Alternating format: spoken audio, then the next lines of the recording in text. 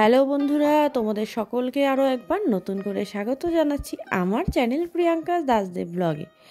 অনেক দিন বাদে তোমাদের সঙ্গে একটা ব্লগ শেয়ার করতে চলে এসেছি, একদম ছোট্ট একটা ব্লগ। আশা করছি বন্ধুরা তোমরা পুরো ভিডিওটা দেখবে, ভালো লাগলে অবশ্যই লাইক কমেন্ট শেয়ার করে দেবে।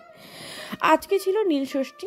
মায়েরা সন্তানের জন্য মঙ্গল কামনার জন্য কিন্তু এই পুজোটা করে। আমিও কিন্তু দিয়ানের জন্যই আজকে এই নীলষষ্ঠীর উপোসটা করেছি। মন্দিরে যাব, তার প্রথমে ঘরেই একটু পুজো দিয়ে দিচ্ছি। আর যে দুধটা দিয়ে অভিষেক করব বাবা ভোলানাথে, সেটা আমি একটু রেডি করে নিচ্ছি। প্রথমেই দেখো একটু দুধ আমি কেটে নিলাম একটা বাটির মধ্যে, তারপর আমি এর মধ্যে দিয়ে দিলাম জল। দুধ আর জল দেওয়ার পর এর মধ্যে আমি দিয়ে দিলাম চন্দন বাটা। চন্দনটা বেটে রেখেছিলাম ওগুলো দিয়ে। তারপর দিয়ে দিলাম কালো তিল, আর দিয়ে দিলাম ঘি। তারপর দিয়ে দিচ্ছি ওগুরু, তারপর দিয়ে দিচ্ছি মধু, একটু গঙ্গার জল, আর সবার শেষে মিশ্রি। তারপর সব কিছুকে একটা চামচ দিয়ে খুব ভালো করে মিশিয়ে নিলাম। এবার এটা আমি একটা তামার ঘটির মধ্যে দিলাম, কারণ বাবার মাথায় কিন্তু সবসময় তামা বা পেতলের ঘটি দিয়ে দুধ বা জল অভিষেক করতে হয়। তারপর দেখো ঘরেই আমি একটু বাবার মাথায় জল ঢেলে নিচ্ছি। আগে ঘরে পুজো দিয়ে দেব, তারপর যাব আমরা মন্দিরে। প্রথমে আমি যে দুধটা বানালাম সেটা দিয়ে পুজো দিলাম, তারপর ফুল বেলপাতা। আর হ্যাঁ, এই নীলষষ্ঠীর উপোসে কিন্তু নীলকণ্ঠ ফুলটা মাস্ট লাগবেই। তারপর এখানে বেল আর যা যা হয় আর কি 5 রকমের ফল দিতে হয়, যেমন আমরা শিবরাত্রিতে দিই ঠিক সেভাবেই।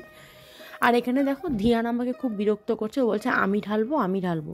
মানে ও না শিবের মাথায় জল ঢালতে ভীষণ ভালোবাসে। তো ধিয়ান স্নান করেনি এখনও, তাই বললাম যে আমি আগে একটু করে নিই, তারপর তোকে আমি স্নানটা করিয়ে নিয়ে এসেছি। তো আমি দেখো একটু আরতি করে নিচ্ছি। তারপর যেটা করব সেটা হচ্ছে ঘিয়ের বাতি জ্বালাতে হয়। যার যে কটা সন্তান সে কটা সন্তানের নামে একটি করে ঘিয়ের বাতি জ্বালাতে হয়। আমার যেহেতু একটাই সন্তান দিয়ান, তাই আমি একটাই ঘিয়ের বাতি জ্বালাবো। প্রথমেই দেখো ঘিয়ের বাতিটা আমি রেডি করে নিলাম। আর দিয়ান দেখো কি করছে আমার সাথে এসে, ও এরকমই করে যখনই আমি ঠাকুর ঘরে যাই, আমার সাথে থাকলে এরকম করে আমাকে বিরক্ত করে। তো ঘিয়ের বাতিটা একদম রেডি হয়ে গেছে, এখন আমি এই বাতিটা ধরিয়ে নিচ্ছি। আর দিয়ান এরকম করছে কেন বলো তো, ও বলছে যে আমি পুজো দেবো। তো বলছি যারা আমি একটু দেখিয়ে নিই বাতিটা, তারপর তোকে গিয়ে আমি নিচ থেকে স্নানটা করিয়ে নিয়ে আসবো। তো ঘিয়ের বাতিটা ধরিয়ে দিলাম। আর বাতি কখনো এমনি দিতে হয় না নিচে, তাই একটা পাতা দিয়ে দিলাম, বেল পাতা। আগে একটু বাবা ভোলানাথকে বাতিটা দেখিয়ে দেবো, তারপর এই পাতার উপরে আমি প্রদীপটা রাখবো। দিয়ানের নামে যেহেতু পুজো দিচ্ছি, তাই একটু তাপ দিয়ে দিলাম দিয়ানের মাথায়। দিয়ানকে দেখো ও কিন্তু আমার মাথায় একটু তাপ দিয়ে দিল। তো আমার কিন্তু ঘরের পুজো দেওয়া হয়ে গেল। এবার আমি একটু প্রণাম করে নেব। দিয়ানকেও দেখো আমার পাশে চলে এসেছে প্রণাম করতে। তা আমার কিন্তু পুজোটা একদমই কমপ্লিট। আর এই দেখো আমার ঠাকুরের সিংহাসনটা কি ভালো লাগছে না? তো এতক্ষণে আমি কিন্তু মা পুজো দিচ্ছিল আর আমি চলে গেছিলাম নিচে। দেখো যেহেতু মন্দিরে যাব তাই শাড়ি পরে নিয়েছি, আর দিয়ানকেও আমি স্নান টান করিয়ে রেডি করে নিয়ে এসেছি। এবার দিয়ানকে একটু বাড়িতেই জল ঢালিয়ে নিলাম। দিয়ানের জল ঢালা হয়ে গেছে। আর দেখো দিয়ান এখন একটু ঠাকুরকে ফুল বেলপাতা দেবে। ও ভীষণ ভালোবাসে শিবের মাথায় জল ঢালতে। এতক্ষণ তো বিরক্ত করে মারছিল, এখন দেখো ও যখন পুজো দিচ্ছে ওর কিন্তু খুব ভালো লাগছে। দিয়ানেরও পুজো হয়ে গেছে, বললাম একটু প্রণাম করে নে। তো আমাদের পুজো টুজো বাড়িতে সব কমপ্লিট। এবার আমরা চলে গেলাম সোজা মন্দিরে। মন্দিরটা আমার একদম বাড়ির পাশেই, তোমরা যারা ভিডিও দেখো আগেও দেখেছো, আমি এই মন্দিরেই যাই বেশিরভাগ সময়। একদম আমার বাড়ির পাশেই মন্দির। তো মন্দিরে চলে এসেছি। আজকে এসে কিন্তু ভাবলাম একটু শান্তি মতো পুজো দেবো, কারণ মন্দিরটা একদমই ফাঁকা ছিল, কারণ শিবরাত্রিতে প্রচণ্ড ভিড় হয়। আর এই উপোসটা যেহেতু শুধু যাদের সন্তান আছে তারাই করে, তাই জন্য কিন্তু খুব একটা বেশি ভিড় নেই মন্দিরে। ওই 2-1 জন করে আসছে, জল ঢেলে চলে যাচ্ছে। আর এদিকে দেখো প্রথমে মাকে বললাম তাহলে তুমি জল ঢেলে নাও, তারপর আমি জল ঢালছি। তো মা জল ঢেলে নিল, তারপরে দেখো মা ঘিয়ের বাতি দেখিয়ে দিচ্ছে। আর এদিকে দিয়ানকে দেখো, দিয়ান কি করছে বসে। তুই কি করবি এখন? নন করবি? আমি আগে জল ঢালে নিই, তারপর তোকে ঢালাই দিব, ঠিক আছে?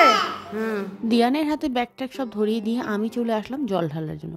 আর যেহেতু দিয়ানকে জল ঢালাতে হবে, তাই ওর জন্য একটু দুধ আমি আগেই একটা ঘটির মধ্যে সরিয়ে রাখছি। তারপর আমি পুজো দেব, কারণ ওকে দিয়েও ঢালাতেই হবে। তাই দেখো আমি একটু বাবার মাথায় জল ঢেলে নিচ্ছি।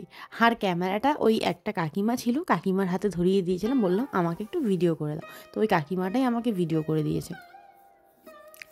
তো প্রথমে এখানেও বাড়ির মতনই প্রথমে জল ঢেলে নিলাম বাবার মাথায়, তারপর বাবার মাথায় ফুল বেলপাতা দেব। এই পুজোয় কিন্তু কাঁচা আমটা মাস্ট লাগেই। নীলকণ্ঠ ফুল, কাঁচা আম এগুলো কিন্তু বাবা ভোলানাথকে অর্পণ করতে হয়। আর দেখো নীল ফুলটা কিন্তু মাস্ট লাগবেই। তো সব ফুল বেলপাতা দিয়ে 5 রকমের ফলগুলো আমি দিচ্ছি। 5 রকমের ফলের মধ্যে কিন্তু কাঁচা আমটা দিতেই হয়। তারপর আমার জল ঢালা হয়ে গেছে, এবার দিয়ানকে একটু জল ঢালে দিচ্ছি। আর ওই কাকিমাটা একটু ফটো তুলে দিচ্ছিলো, তাই দিয়ানকে বললাম বাবা একটু ক্যামেরার দিকে তাকা। তারপর দিয়ান দেখো বাবা ভোলানাথের মাথায় জল ঢাললো। জল ঢল ঢেলে ও একটু বাবা ভোলানাথকে ফুল বেলপাতা দিচ্ছে। ফুল বেলপাতা দেওয়া হয়ে গেছে, দিয়ানের পুজো শেষ। এবার দিয়ান একটু প্রণাম করে নিচ্ছে। তা দিয়ানকে বললাম তুই প্রণাম করে সর, আমি এবার একটু ঘিয়ের বাতিটা জ্বালিয়ে নিই। যেহেতু দিয়ান আসবে তাই বাতিটা আগে জ্বালাইনি, ওকে একটু জলটা ঢালিয়ে নিলাম। তারপর এখন আমি ঘিয়ের বাতিটা জ্বালাবো। এখানেও তাই, বাড়িতে আমি একটা ঘিয়ের বাতি জ্বালিয়ে এসেছি, এখানে আর একটা ঘিয়ের বাতি জ্বালিয়ে দিয়েছি। যেহেতু আমার একটাই সন্তান তাই আমি একটা করেই বাতি জ্বালালাম। যাদের যে কটা সন্তান তারা সে কটা বাতি জ্বালায়। তারপর একটু ঘিয়ের বাতিটা বাবা ভোলানাথকে দেখিয়ে আবারও এখানে দেখো বেলপাতার ওপরেই আমি রাখলাম। তারপর ধূপকাঠি ধরিয়ে নিলাম। ধরিয়ে এখানে আমি ধূপকাঠিটা ধরিয়েও বাবা ভোলানাথকে একটু আরতি করে নেব। তো এই ছিল বন্ধুরা আমার আজকের মিনি ব্লগ। আশা করছি বন্ধুরা ভিডিওটা তোমাদের ভালো লেগেছে। ভালো লাগলে প্লিজ লাইক কমেন্ট শেয়ার করে দিও। আর নতুন বন্ধু হলে চ্যানেলটা সাবস্ক্রাইব করে দিও। যারা ফেসবুক থেকে দেখছো তারা প্লিজ পেজটা ফলো করে দিও। দেখা হবে নেক্সট ভিডিওতে। টাটা।